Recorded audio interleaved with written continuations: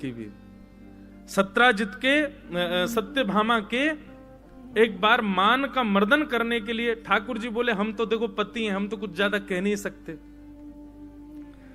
सत्यभामा जी को अपने रूप की बड़ी गर्विष्ठता, अपने रूप का बड़ा अहंकार कि मैं बहुत सुंदर हूं। और निश्चित है भगवान की 16,108 पटरानियों में सबसे ज्यादा सुंदर रूप से यदि कोई है तो वो सत्यभामा है। लेकिन बंधु, रूप की सुंदरता कुछ ही दिन बढ़िया लगती है, स्वभाव की सुंदरता निरंतर बढ़िया लगती है।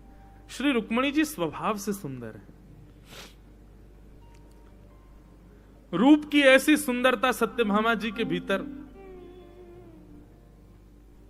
अपने रूप के आगे वो किसी को नहीं समझते। ठाकुर जी के निज 3 पार्षदों को अभिमान हो गया। सबसे पहले तो श्री सुदर्शन जी, उनको अभिमान हुआ कि हमसे ज्यादा शक्तिशाली दुनिया में कोई नहीं। दूसरा अभिमान गरुण जी को हुआ कि हमसे तेज कोई नहीं चल सकता। और तीसरा अभिमान भगवान की पटरानी सत्यभामा को हुआ कि हमसे सुंदर कोई नहीं। और तीनों के मान का हनन करने के लिए ठाकुर जी ने हनुमान जी को बुलाया। जो मान का हनन करे, जो अभिमान दूर करे, वो श्री हनुमान जी। भगवान ने स्मरण किया, बोले देखो ये तीनों हमारे इतने सन्निकट रहते हैं कि हम कितना भी कहें सुनते नहीं। ये बात निश्चित है बंधुओं, आप जब जिसके बहुत सामीप्य में रहने लग जाते हो ना, वो आपकी गलती सुधारने का प्रयास करेगा तो भी नहीं सुधरोगे आप, क्योंकि अति सामीप्य में दोष होता है। कोई बाहर का व्यक्ति आकर के टोकेगा, समझाएगा, तभी सुधर पाओगे आप। ये प्रमाण है। ठाकुर जी बोले हम हैं तो द्वारिकाधीश, लेकिन अब इन तीनों को हम समझा नहीं सकते, समझते हैं नहीं। इसलिए अब किसी को ऐसे को बुलाया जाए जो इनके मान का हनन करे, इनके अभिमान को दूर करे। और मान का हनन करते हैं इसीलिए हनुमान। हनुमान जी को आमंत्रित किया द्वारिका। हनुमान जी महाराज द्वारिका आ गए। द्वारिका आकर के महाराज सुंदर वनों को उजाड़ने लगे, सुंदर वृक्षों को तोड़ने लगे, नारियल उखाड़ खाड़ करके पीने लगे, केले के सुंदर वृक्षों को तोड़ करके केले खा जाएं, छिलका फेंक दें, महाराज फिसल के लोग गिर रहे हैं द्वारिका के। और कोई रोकने टोकने जावे तो वृक्ष उठा के फेंक दें हनुमान जी उसके ऊपर। सब दौड़े दौड़े गए स्वधर्मा सभा में।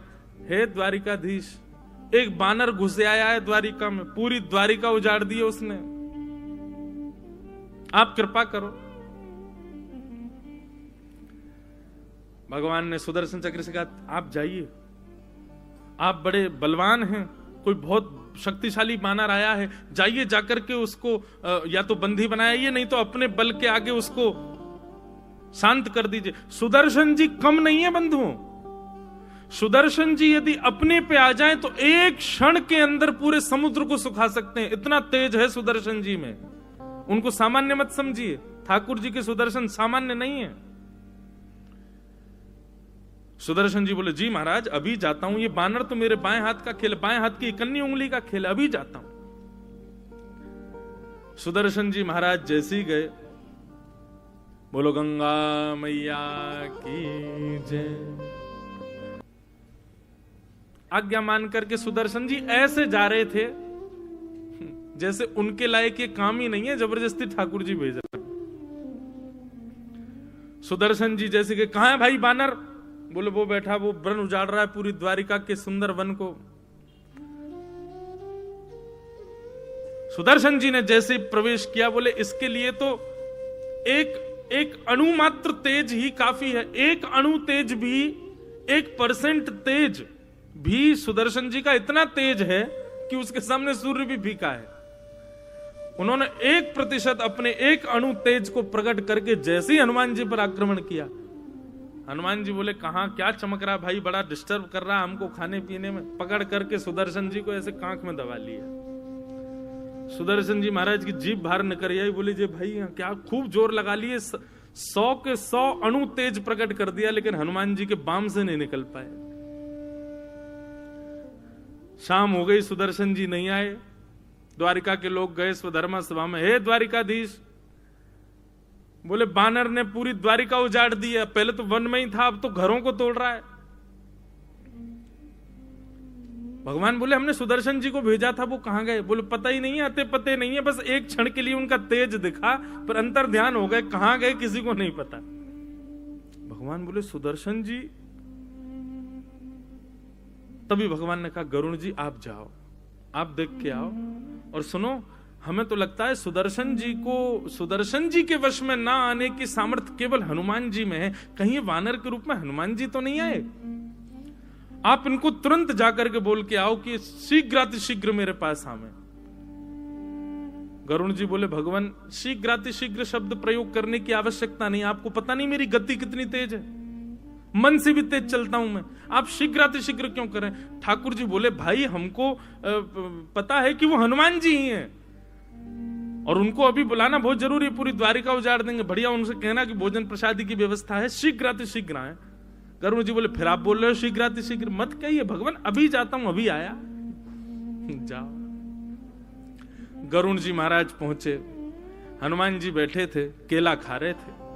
गरुण जी ने आके प्रणाम किया, जय हो हनुमंत लाल, आइए आइए आइए। बोले वो हमारे सुदर्शन जी आए थे आपके पास, कहां हैं बेचारे? हनुमान जी ने अपनी बाम उठाई तो नीचे गिर पड़े। बोले जय रे, ये हमको बहुत परेशान कर रहे थे इसलिए हमने उनको बाम में भर लिया। बोले आपका इतना प्रताप है महाराज जी कि आपने सुदर्शन जी को बाम में भर लिया। गरुण जी ने बेचारे सुदर्शन जी उठाए, हृदय से लगाए, बोले चलो सुदर्शन जी। बोले मेरे तो प्राण निकलने वाले थे, आप थोड़ी बहुत देर नहीं आते तो सुदर्शन जी वैकुंठ ही पहुंच जाते। गरुण जी महाराज बोले भगवान आप द्वारिका धाम पधारे हैं, राघवेंद्र सरकार श्री कृष्ण रूप में द्वारिका में विराज रहे हैं, द्वापर चल रहा है, आपकी प्रतीक्षा में बैठे हैं, जल्दी पधारिए।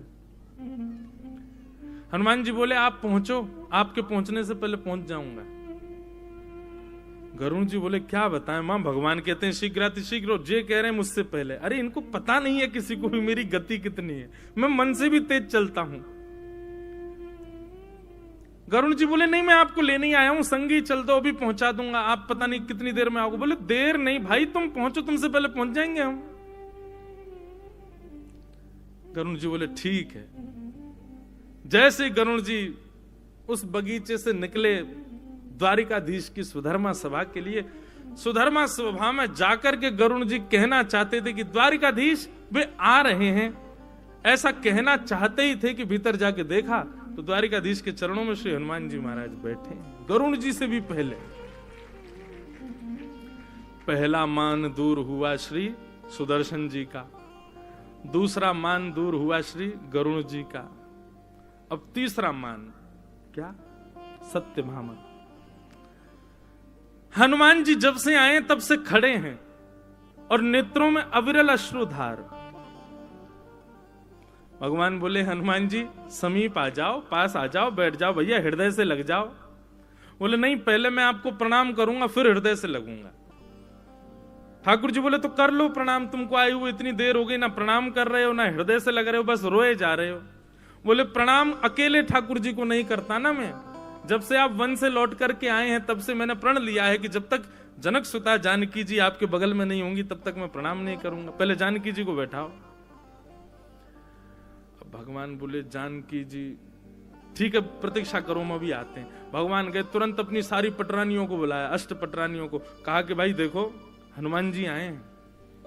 वो हनुमान जी तब तक प्रणाम नहीं करेंगे जब तक हमारे बगल में जानकी जी नहीं आएंगी। आप सब लोग आपस में निष्कर्ष कर लो कि जानकी जी के रूप में मेरे बगल में कौन बैठेगा, जो बैठेगा उसी के बाद ही हनुमान जी प्रणाम करेंगे। और ये बात विचार कर लेना, जानकी जी जैसा सौंदर्य, जानकी जी जैसी सौम्यता, जानकी जी जैसी मधुरता वो होनी चाहिए। अब चर्चा तो बहुत दूर की बात, सत्यभामा जी ने पहले हाथ उठा दिया, बोले महाराज ये तो कहने की बात नहीं है, पूरी द्वारिका जानती, मुझसे ज्यादा सुंदर कोई नहीं है। ये सब भी राजी हैं इस बात में, मैं आती हूं जानकी जी के रूप में। भगवान बोले पधारो। रुक्मणी जी भी मंद मंद मुस्कुरा रही थी, रुक्मणी जी ही तो जानकी जी हैं, लेकिन कह रही ठीक है कोई नहीं, इनको भी होने दो, मान ही तो दूर करना है। और महाराज आज वैसे तो सुंदर है सत्यभामा, लेकिन आज और सुंदर श्रृंगार किया। हनुमान जी महाराज खड़े हैं प्रतीक्षा में, नेत्रों से विरल अश्रुधार। जानकी जी को बुलाओ, जानकी जी को बुलाओ।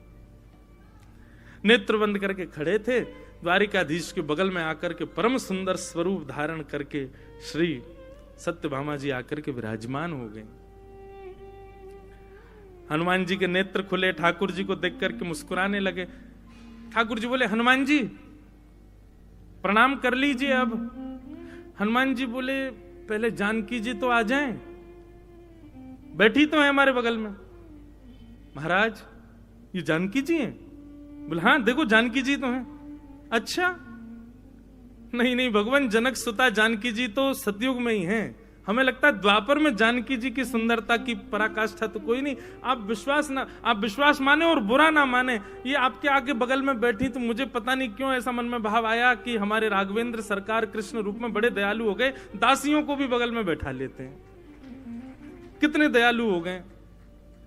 अब तो सत्यभामा का मुख इतना सा रह गया, बोले इनको मैं दासी दिख रही हूं। सत्यभामा जी उठ करके रोती हुई अपने कक्ष में चली गई। तभी श्री रुक्मणी जी का आगमन हुआ। रुक्मणी जी को देखते हनुमान जी महाराज मदमस्त हो गए, नृत्य करने लगे। आहा, चरणों से जाकर के लिपट गए, तब दंडवत प्रणाम किया श्री ठाकुर जी को। तो तीनों मानों को हनुमान जी के द्वारा द्वारिकाधीश ने द्वारिका धाम में सिद्ध कराया। सुदर्शन जी, गरुण जी और श्री सत्यभामा। तो ये चर्चा